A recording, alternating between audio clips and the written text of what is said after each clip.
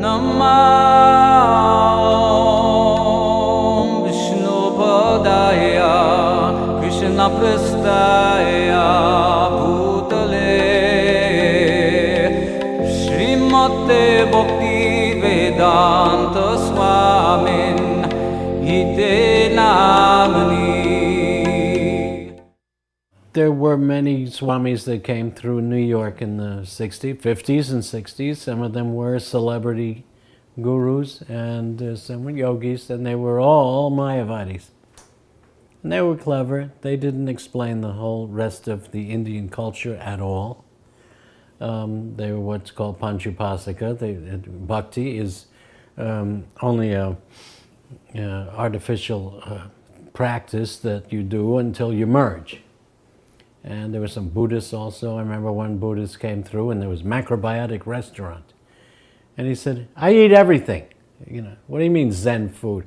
So there were a lot of phonies and they had the squinty eyes, you know. And a lot of people went for that. There was Dr. Mishra. My father had read Dr. Mishra's book. And in my house we did yoga and there was Bhagavad Gita and all interpreted Mayavad way. My best one was the Theosophical Society Bhagavad Gita, and that had a picture of an abbreviated universal form of Krishna, which the verse said, and I hold all these worlds like pearls on a thread, with a fraction of myself, something like that verse from the 9th chapter, I believe.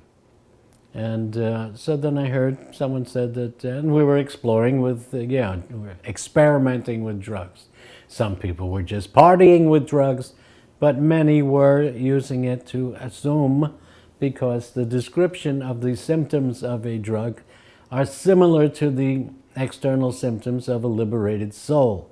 You see things as equal. You have universal consciousness, cosmic consciousness. These were words that we were trying to achieve, and we all thought that you meditate, and then one day, bing, the light goes on, and you walk around high. And we visited several Swamis. Ramakrishna Mission had a place in 72nd Street, 75th Street, and people had all kinds of crazy ideas, and we had no direction. None of the yogis gave any sadhana. They ate meat. Swami Nikhilananda was translated the Gita also. He smoked.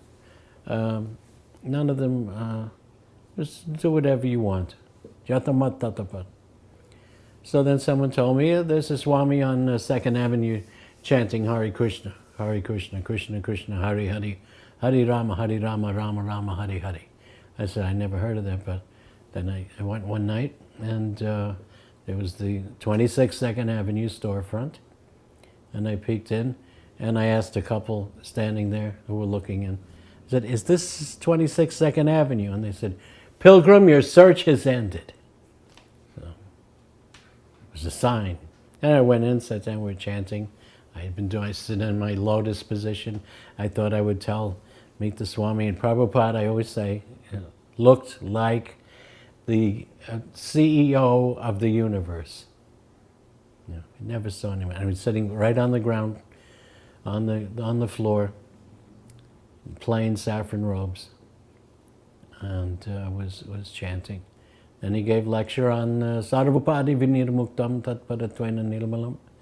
Giving up all false designations is the cure for human society. And then kept coming a few times and went up and asked Prabhupada all the Mayavadi arguments, and he blasted me back one by one. It's in the book. And what I wanted about the book, I wanted to write not just about Prabhupada's just physical character, but his philosophy, his teachings. That this is our gift.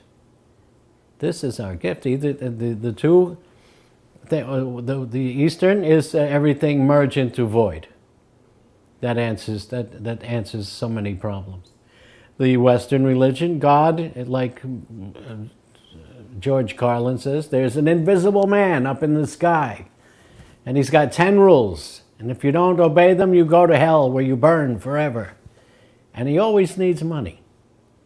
It's all powerful, all knowledgeable, but he just can't handle money. You know? But he loves you. You know you're going to go there. But he loves you. Why? Because he loves us. So these two things, one personal God and then one completely impersonal. So we tended towards the impersonal God because there are no rules.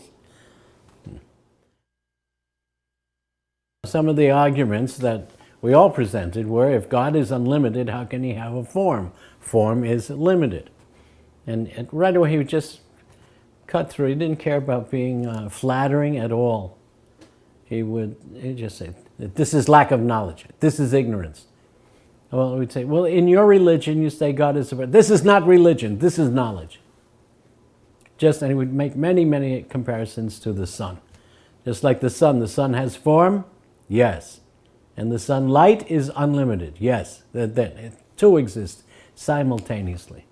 This is our gift, inconceivably. A spark of sun cannot become the sun planet. A light bulb cannot become the powerhouse. Yes? Yet? That's it. Similarly, if there's magnifying glass, you can make fire, bring down the sun.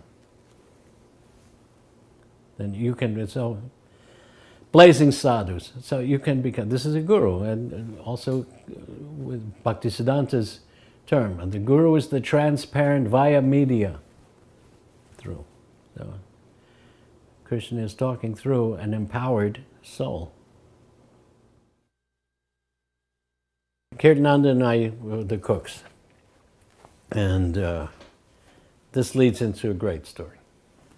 So he taught us one after another preparation, and especially, it's pronounced chonk in America because we'd spell it different ways. We'd say chaunts sometimes, so we didn't know how to say it then either, but it's actually chonk.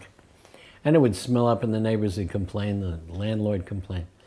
But you want to get it smoking, and then you put it in your vegetables, or you drop it in the dal. And we're cooking breakfast, a big pot of cereal, and then lunch. And then you could never tell what Prabhupada was going to do next. This comes from when I read the Nectar of Devotion. It says one of Krishna's qualities is he's gravity. And I thought gravity means serious. Krishna is not always serious. And then I look back down at the page and it says, gravity is one, you never know what he is thinking. So one day Prabhupada says to me and Achyutananda, we should have a Sunday feast. And invite the yoga schools and the people, which leads into another story to remind me of getting the signboard. So he told Brahmananda, we must have one signboard with changeable letters so we can tell people the times of the classes. And Brahmananda comes back an hour later with no signboards. He says, Swamiji, the signboards cost $55. We don't have money for rent. He says, get one signboard. So he comes back with that black signboard with the movable white plastic letters. And that night, 75 people showed up. I passed my basket was full of money. So, but Prabhupada earlier that day comes up to the kitchen. He says, let me see what you have. And I opened the pantry. This is just an apartment kitchen with 4 burners, a refrigerator, but we had a big pantry closet there. That was good. So I said, we have 100 pounds of sugar, 100 pounds of potatoes, 100 pounds of flour, 100 pounds of rice, 100 pounds of brown rice for the health people, 100 pounds of this. And you couldn't tell what he meant. See? I didn't know. That night, the crowd were packed into the storefront, and Prabhupada's lecturing on Yejitamang Prapadyante Tangstata. No, he's Yoga Kshemam Vyahamaham. I carry what you lack and take away what you don't need. And then he said to me, in our kitchen we have 100-pound rice, 100-pound sugar, 100-pound potato, 100-pound, everything, 100 pounds. And we are just chanting this Hare Krishna Mahamantra. You karmis, you're working so hard in your office job. Do you have 100-pound sugar? You don't have 100-pound anything, he said. Then me and Achyutananda looked at each other. That's why he came up to inspect the kitchen. Many things would happen. We say, oh, we have to get a machine. We have to get this. We have to fix the machine. And I said, you have this disease. And he gave the story. Once there was a big storm and a fisherman came to a man's house. Let me in, it's storming. And the householder opened and says, you can stay here, but that net and that basket, it stinks. You have to leave it outside. You can come in, come in. In the middle of the night, the fisherman is pacing up and down. And the man says, why can't you sleep? He says, I have to have that smell. I have to be. Okay, the storm is over, go take your smelly bath. He said, just like that, you Americans, you think you have to have anything, you have to have a machine. And there was a big jug of water that couldn't stand up. The said, give me that cloth. And he rolled it up, made a donut, put it down, and set the pot stable. Says, you do not have this kind of intelligence. Everything you must have machine. But it gave so many examples. And to jump ahead, when we were starting the Vrindavan Krishna Balaram temple, I was talking to Guru Das and I said, what if we put our power and all this money into acquiring Radha Damodar temple and have something small in Ramanreti? He said, yeah, let's ask Prabhupada. And we said, what if we get Radha Damodar and have something small in Ramanreti? And Prabhupada said, I cannot think of anything small. That is my disease. Everything big.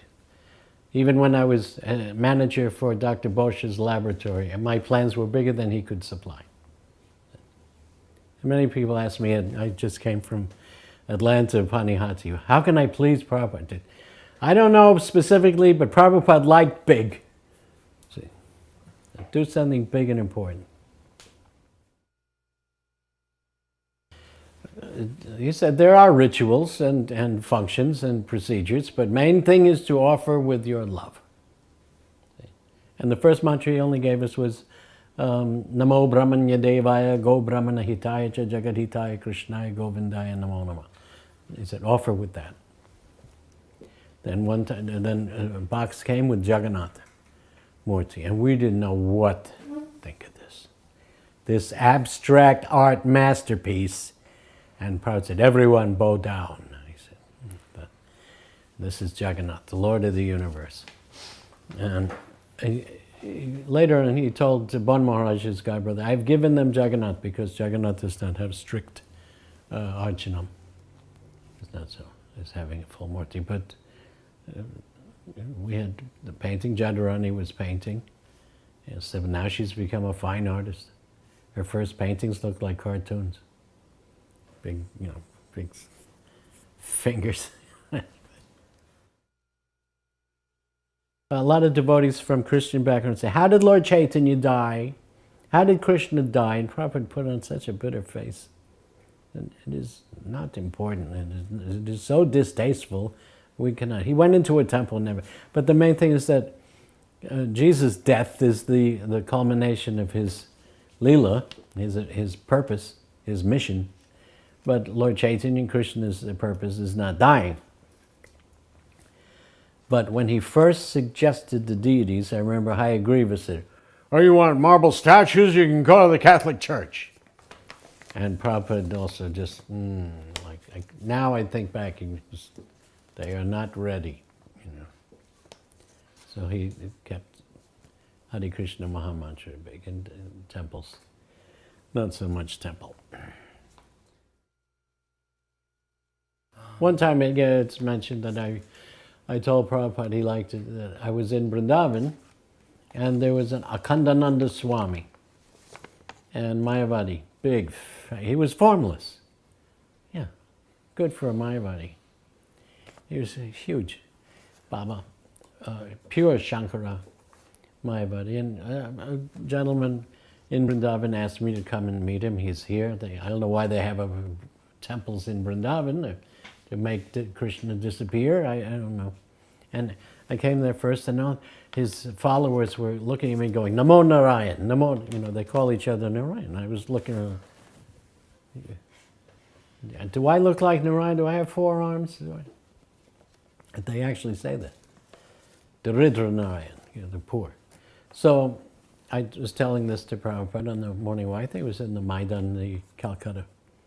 I said, and then this householder, Achyutananda looked at me and he goes, Hare Krishna, Hare Krishna. And he said, and I felt like everybody in the world chant Hare Krishna, but not you.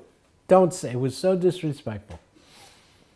And then the man said, try to ask some question. I said, I have no question. No, try to ask some question. I have no question. Because I know if I ask a question, he's going to talk Mayavad. And then later Prabhupada thought that was a very strong move. That, oh, he must have been very insulted that you didn't. I said, I don't care. And Prabhupada appreciated that. That happened on a morning walk. Prabhupada went back to America from Calcutta, going over the Pacific Way, and left me with the keys to Radha Damodar Temple. And it got kind of lonely there, and most people didn't speak English. And but Prabhupada's godbrother Bon Maharaj was there, and he spoke English. He didn't lecture so much. And one day there was an American there, Rishikesh, who had been initiated in America, and he had escaped or deserted the army. He had been through boot camp. And he told me the same things. If you've seen the movie Full Metal Jacket, he said, they make you sleep with your gun. You're going to give the gun a girl's name. And there was a fat guy who died. They were making him run. The same scene as in the movie 20 years later. So he had been through that kind of hellish thing. And it was from Germany, I found out later. From Germany, some lieutenant said, kid, you're not going to make it. And he told him how to get out. So he made it to India. And Bon Maharaj, I believe, kind of lied to him. Said, if you stay with me, you'll be protected. And if you leave, then I'll turn you in, almost.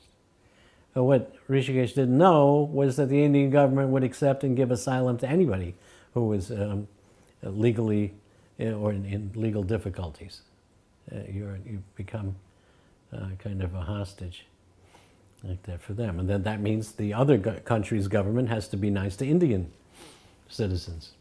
So Rishikesh didn't know that. So I was going to Bon Maharaj. Bon Maharaj was teaching really Siddha Pranali, giving Rishikesh this idea of the eternal identity at the first initiation. He was talking more about this and other things. He was disrespecting Narayan, not understanding the tattva between Narayan Krishna and Goloka Krishna, Vaikuntha, etc.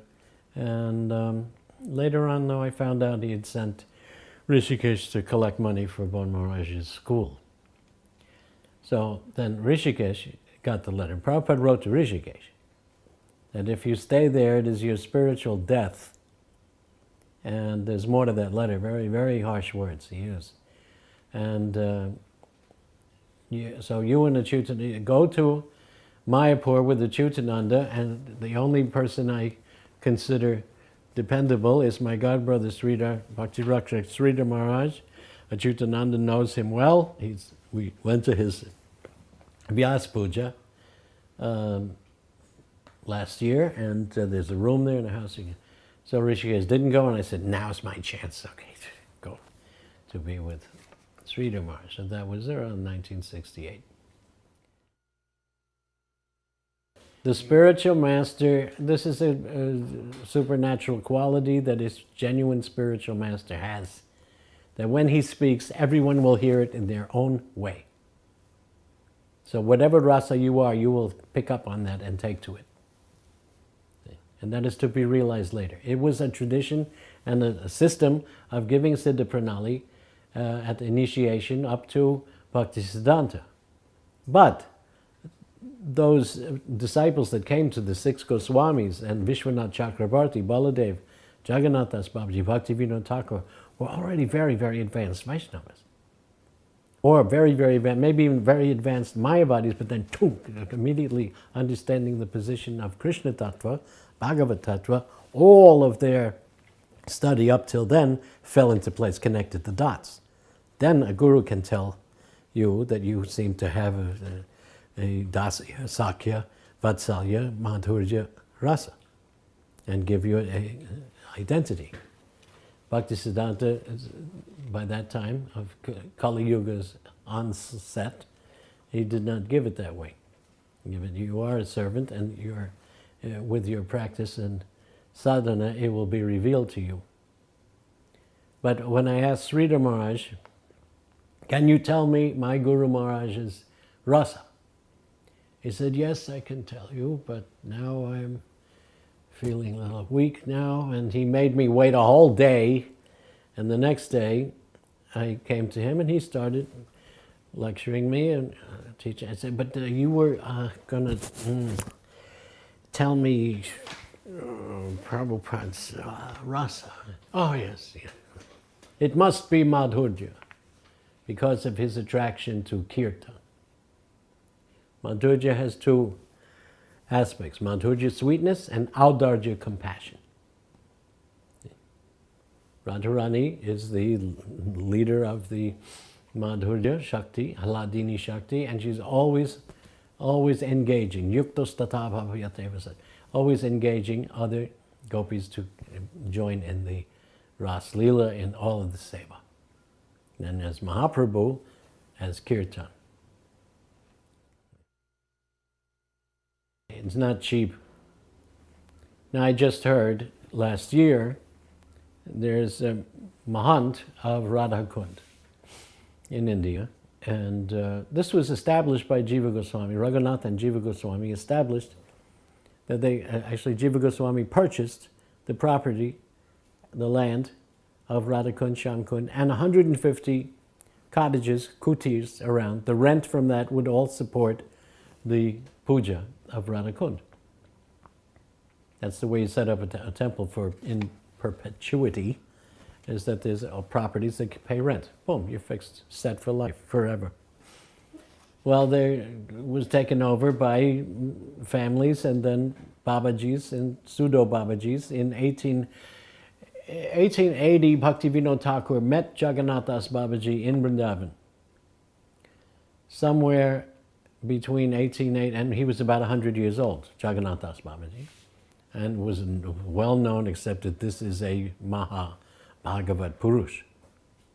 And somewhere after that, in the 1880s, Jagannath Das Babaji finally opened up and in public in Surya Kunj said to the Mahant, you are keeping women, I know it, and you've been doing it, and I'm leaving. I'm going to set up in Navadvip. This is as big as like the Pope saying, I'm leaving the Vatican and going to stay in Paris from now on. This was a major event. So Bhaktivinoda Thakur then had association with him in Bengal after that. So the current Mahant, this is what I have heard, gives your, for a fee, will give you your gopi name. Of course, there's always a gopi, right? Everybody's a gopi. So there were a whole group of Europeans came, and they all got their name after no receipt, but two of them were lifelong friends since they were little boys. Said, tell me your name. I said, well, I'm such and such gopi, and I wear green, and I have these and these bangles, and I serve Lalita in this way, making garlands or something, the whole, and my parents are, and I'm married to so-and-so Gopa. And the other one, the friend says, that's my name too. Let's talk to there was about 40 others. They all had the same. So he was just selling names. So this is the nature. And this has been going on for centuries. And it has been going on for centuries, and similarly, and it's an embarrassment to Chaitanya Mahaprabhu's movement, and since the time of the Goswamis, and Jiva Goswami especially, then Vishwanath Chakrabarti, and Bhaktivinoda Thakur, and Bhaktisiddhanta, and even when I was traveling in South India, people thought Chaitanya Mahaprabhu movement is this erotic Hindu hippie style. We were invited, I'm sure, we were invited by some South Indian playboy house where he thought that we would be hippies and we'd have party there. And when we show up, we're just chanting sannyasis and brahmacharis, they were disappointed. Because they'd heard, even now, the reputation is carried on by the pseudo Sahajiyas. And Prabhupada, in my book I have a list of Prabhupada's one-liners. He said, it is the business of Maya to make our Krishna consciousness movement look ridiculous. And they're good at it. Some people were saying Prabhupada, the Guru is God, you know. And I said, no, Sakshat Haritvena Samasta Shastri Ruktus Tatha Bhavyateva Sarve Kintu Prabhurdya Priya. Because he is the most beloved of Krishna. There's Achintya Veda Vetattva, which is inconceivable. Now, if it's inconceivable, don't act on one or the other. So, I'd heard that one year they forgot Prabhupada's Vyas Puja, and they made him a birthday cake or something. And Prabhupada was very angry and said, come tomorrow, I will come back tomorrow, and you do it the way I taught you. What way was that? You worship the Guru like God. So then they went the other way, and they said the Guru is God. One time devotees were asking Prabhupada different, is this going to happen, is this going to happen? And Prabhupada looked at me and said, what do they think, I'm God? So, well, some of them did. In the 26 Second Avenue, we would let anybody up to see Prabhupada because he would win them over. Jadharani was learning guitar and some folk music from Reverend Gary Davis. And was a pastor, but he had some popular gospel records. He came up to see Prabhupada and others. But then one man looked normal, and we brought him up, and upstairs he turned wild. And he says, today at 3:30 I was higher than you. The guy was stoned. And Prabhupada says, please accept my humble obeisances. Now, I have to work now. We brought him out. He says, I'm fearless. I'm not afraid of death. I'm not afraid. So Prabhupada said, wait. Do you cross at the green light? He says, yeah. He says, you are afraid of death. Prabhupada, in the beginning, would often describe Krishna consciousness as the unconditional state. Consciousness. And it was perfectly in tune with the idea, because we all thought that drugs could give you that. When you were on drugs, yes, you were beyond inhibitions. And then when the first canto comes out with Sukadeva Goswami walking naked and unaffected by anything, yeah, that's what I want to be when I grow up. You know, that's just to have no condition and be, you know, not need material things for myself. To be total independence. Brahmananda, Brahmabhuta. Prabhupada wasn't imitating anyone. He had no act. He had he wasn't performing. He was genuinely there and genuinely amazing, you know. And we could tell because his answers would come right off the top. Or a verse. Or he'd hand you the Bhagavad Gita. Go to this chapter and read it. Wanted to get us used to reading so that this is not his own ideas. A big personality at that time was Krishnamurti. His own philosophy. It was all his own thoughts. The Prabhupada was very much against that. There's no authority. Someone else can say something, and that's his opinion. These are not opinions.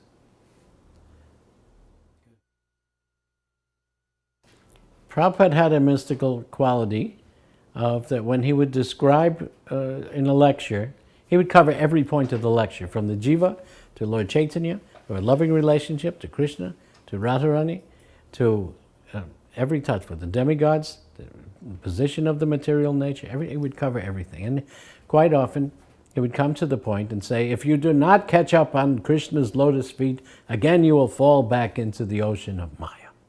And he'd make this gesture, like throwing a stone into it. And it would come out. I also say, if you were to take any 3-4 of Prabhupada's books, take off the covers, shuffle the pages, and take any 2 or 3 pages, you'd read the whole philosophy.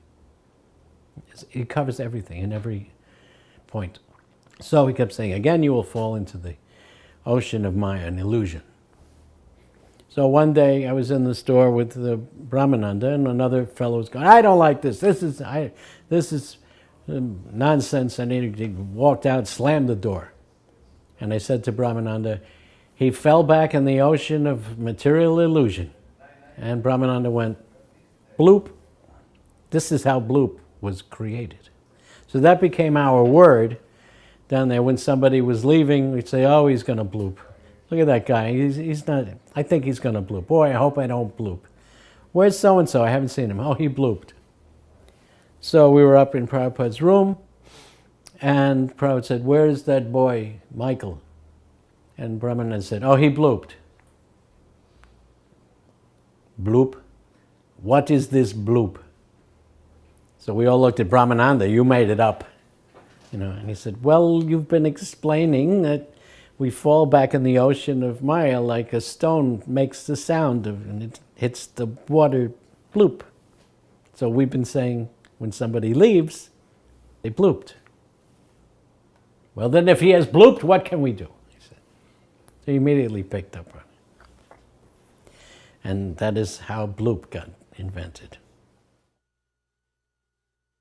A reporter asked, one challenging reporter said, so what do? You walk on water? You turn water into wine? Prabhupada said, there can be beautiful women here naked. You will be attracted. I will not.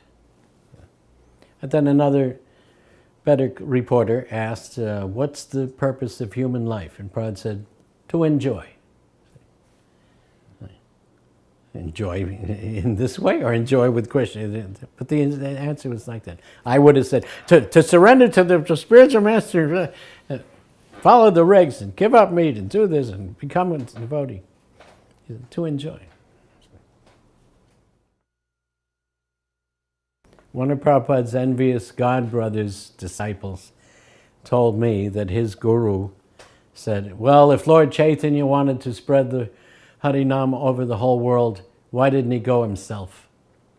And I told that to Prabhupada. So one of your godbrothers said, why didn't Lord Chaitanya go himself? And Prabhupada said, because he saved that glory for me. That was very bold.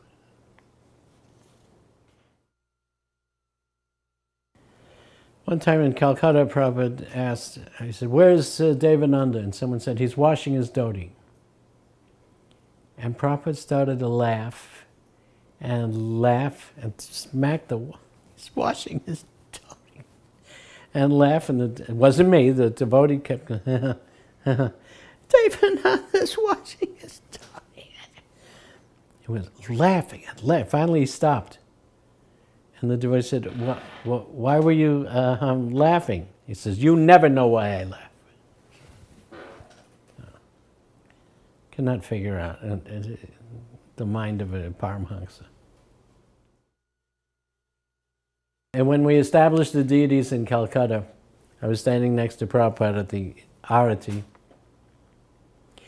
and Prabhupada's face just melted. He's so ecstatic.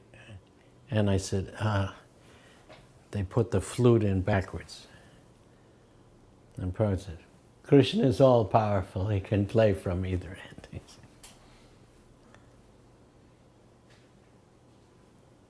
Bhavananda told me this story. They were in a big department store in the West, and there was revolving doors in the middle and two swinging doors on the side. And a man gets into with a lot of bags, gets into the revolving door. Prabhupada gets into the section behind the man. And they go around, and the man with the bags in the next section stops and fumbles with it. So now Prabhupada's trapped in that set. They don't go backwards. He's stuck in the revolving door. So Bhavananda runs out the side door, comes out on the street, and Prabhupada's standing there with his cane, like that. And the man with the bags is still in the revolving door. I said, so how did he get ahead? He says, I don't know. So, a mystical power there. I only saw him relate to Sridhar Maharaj. The others were not so. And I could say, I met many of the living disciples of Bhakti Sannyasis and other brahmacharis of disciples of Bhakti Siddhanta, and they were all great souls. But none of them had this way of being able to preach in the West. No. They could not say to a reporter, enjoy. They wouldn't have that. Bhaktisiddhanta said, I've sent many of my, he said to Sridhar Maharaj, I've sent some men to England and they come back in suits. They're being converted. Now you go, and I know you will keep it pure. But he never went, so he felt very bad for that. And then when he was very proud of Prabhupada and supported him. The others, you know, respect. Now, I never heard any criticism of Prabhupada's book stuff from the God Brothers. No. They were envious, so they were this. They didn't like their women together with men dancing. And other than Prabhupada said, well, when you go to the West and preach, you'll see. But they never went, you know. But he would invite and request all of his God brothers, come and join us. Some of them were living in miserable, pathetic, eking out a living in a shack, but there would be a big signboard, you know, Krishna Chaitanya Gaudiya Institute. You know. The pauper is proud of his penny, you know. And they were still... You know, that even, I heard that Lalita Prasad, Bhaktisiddhanta's brother, Bhaktivinoda Thakur's son, he looked just like Bhaktivinoda Thakur. And another God brother just told me now, he was maybe almost 100 years old, and they had to use his bathroom, and they said it smelled like roses. But Prabhupada, I visited him, and I could see some of the handwritten books of Bhaktivinoda Thakur. I think we're having them scanned now. But Prabhupada said he was living in Bhaktivinoda Thakur's own place in, what's the name of that place? Nagar, something Nagar. And Prabhupada said, we will take care of you, we will develop this place, it'll be an international center of Bhaktivinoda. And Lalita Prasad said, yes, but I must be guru, you must step down, and I must be acharya. And Prabhupada said, okay, bye-bye. You know. And he looked at me and said, I didn't believe it, that even beyond after giving up lust, desire, pratishtha, this desire for prestige lingers on even to the end. So we had that. But they kind of all wanted that. And many times I asked the God brothers, you know, what broke up the Gaudiya? And Prabhupada would always answer, they were always worried who's going to give initiation. And he said they couldn't wait a few years until a guru appeared, manifested. Then I told Prabhupada, one of your God brothers said that quarrelsome was like the gopis Unmada when Krishna disappeared. And he said, no. They were fighting over material properties and money. Then I asked another God brother, the South Indian Puri Maharaj, Bhakti Vaibhav Puri Maharaj, and he said he was initiated just before Bhaktisiddhanta's disappearance. I said, so you were there at the end. What broke up the Gaudiya Math? He said, the Brahmin-born sannyasis never liked associating with the non-Brahmins. Okay. And there are many more details about that, but that was there. As in discussing other lectures and gurus, he would say to them, some of the people would come that just came from a Krishnamurti lecture, and Prabhupada said, so what did he say? Well, he, then a few weeks later there was another one. So what did he say in this lecture? He was talking about problems and just see. He said, if it can't be said in simple language, it's bogus. See? He would say that a lot. And he could say it elaborately also, but he could also say it in simple terms. Like the one, Krishna is the integral, the ingredient and the cause of all causes, the essential, efficient cause of everything. And we knew what those words meant, but not in this theological context. He said, you want in simple words? I see you, I see your Father. Your father had a head and two arms and legs, and his father, were any of your ancestors some formless power, and out came Grandpa? You know. It is nonsense. That was another thing that impressed me and others. Prabhupada was completely poor and insolvent, and he was blasting all the other, the state or the main beginning of the other Mayavadis. All the religions are one. We all, and you know, say, no, they're not. You know, even the line in the Gandhi movie. When Jinnah, the Muslim leader, says to Gandhi, "Now, India is not comprised of Mahatma Gandhis. There's going to be riots in Hindu, Muslim," and there were. So, but all of these, the Ramakrishna mission begins, all religions same. And Prabhupada would say, we do not accept that. We reject that. It's not flattering anybody. It was not watering down anything. Even it could have been like we all could have walked out, but he wouldn't have changed. He wouldn't have changed. A lot of people did walk out. I don't believe this. I don't. Yeah. In the beginning, we had Back to Godhead was out a few months, and Prabhupada said, we came to Prabhupada and said, would you write an article for Back to Godhead? As the founder. He said, are all your articles based on what you heard from me? I said, yes. He says, then I write all the articles.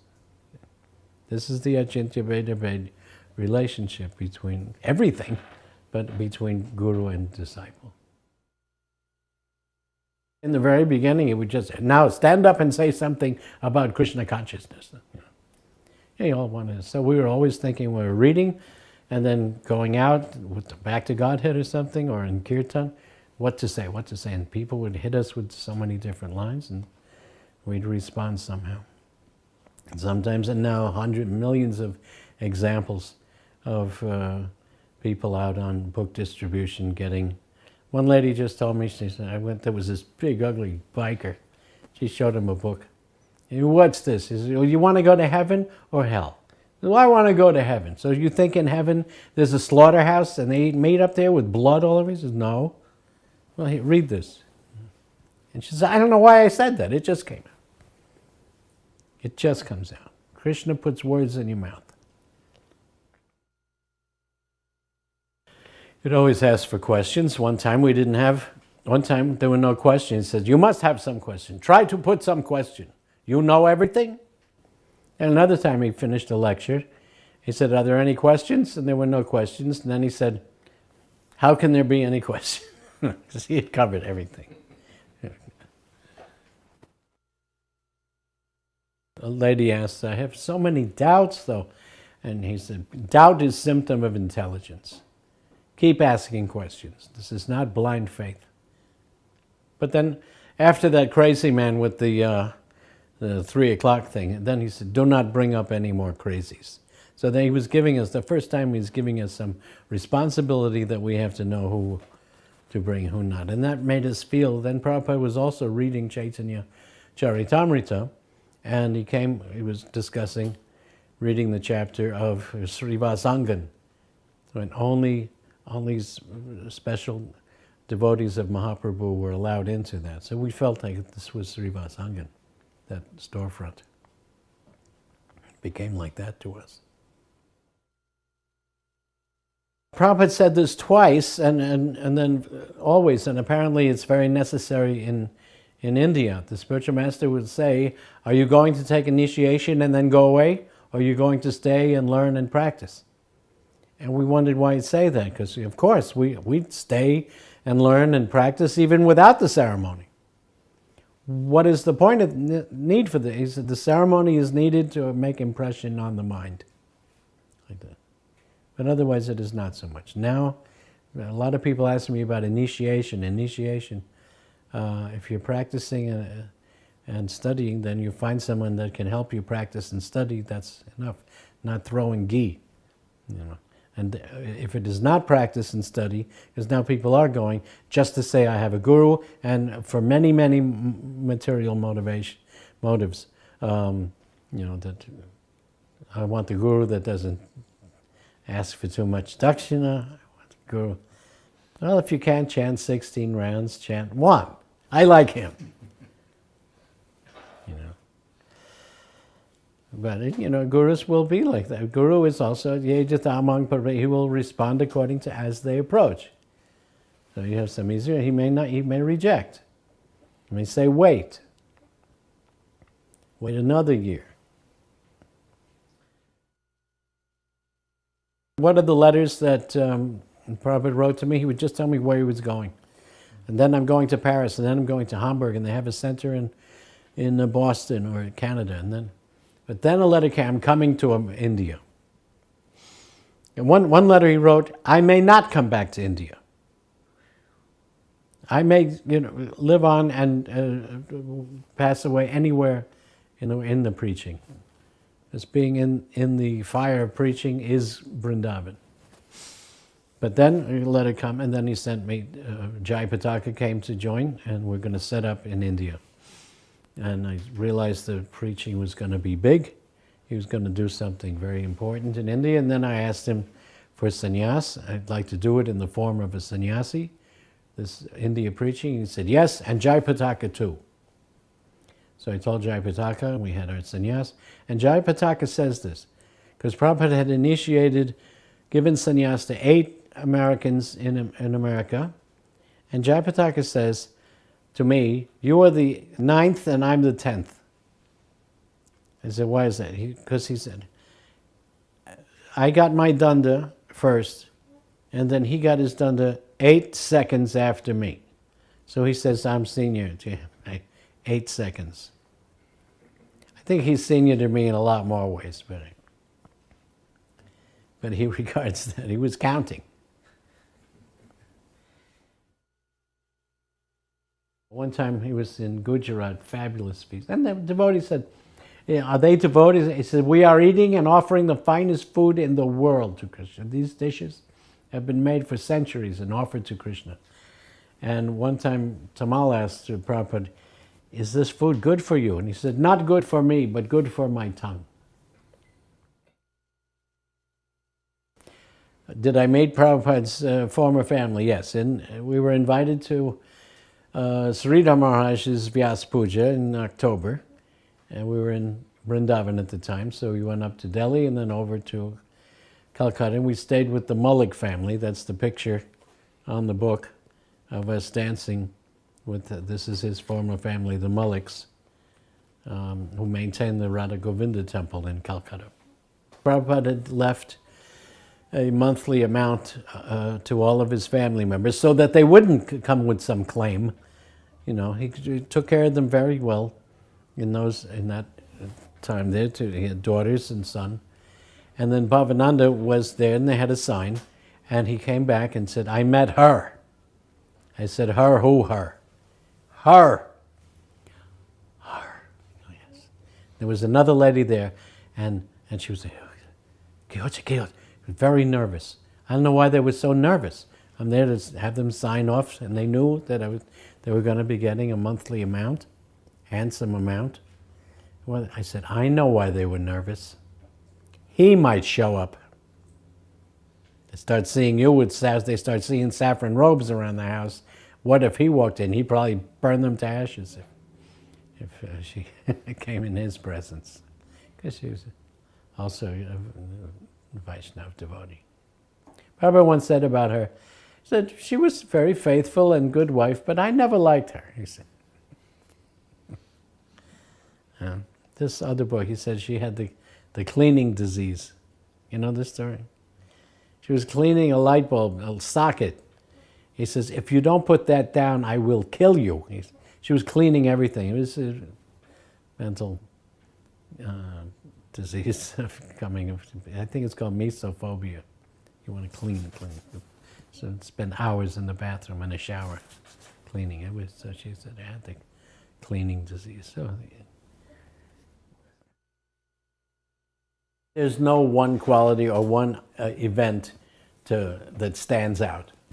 All of his life is not a single gesture or event happened that didn't push on this movement. I tried to calculate The Prabhupada probably composed about 100 pages of literature a week, if we think of the body of work that he did. Which is impossible. And run a movement, and have lecture tour, and travel around the world. My comment about Prabhupada Rasa Madhurya is that Madhurya Rasa doesn't mean just talking about gopis. It means getting on a boat, 70 years old, with nothing, and going to a foreign country, landing with $9 and pushing, making a worldwide mission. Prabhupada spoke to a gentleman from India who said, "Oh, you're here preaching?" He says, "Yes, I have disciples. We have temples all over the world. There is a famous singer who has chanting Hare Krishna on a record that is worldwide. Our magazine is selling thousands of copies a month, and none of this had happened yet." He said, "It is just a matter of time." Also to his godbrother OBL Kapoor, he said, before he left, he said, "I will tell you when I come back what my formula was to be a success." And when there was a success and he came back, he said, "The formula, Trinadapi Suniche Natarodapi Sahishtan." Like, and the boy said, we shared, four of us, Jadurani, Brahmananda, Kirtana, we shared the bathroom. We had one towel. We'll share. There's a picture somewhere of devotees standing in line to use the bathroom, and Prabhupada has his towel, and he's like fifth in line, and he's waiting with his towel, and waiting in line, and the devotees are right ahead of him. We didn't know, because we're here. He's saying the unconditional being, and he was certainly unconditional. He had no effects of this material world. We didn't know how to behave with him, and he wouldn't say.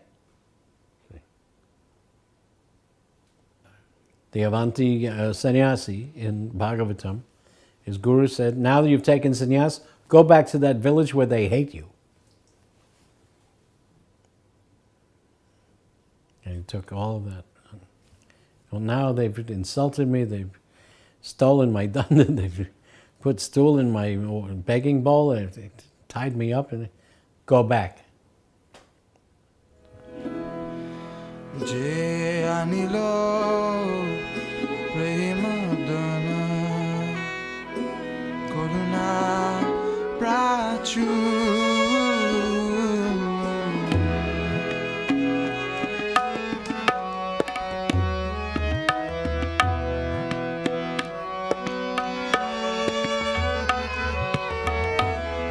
Je anilo premadana Karuna Prachu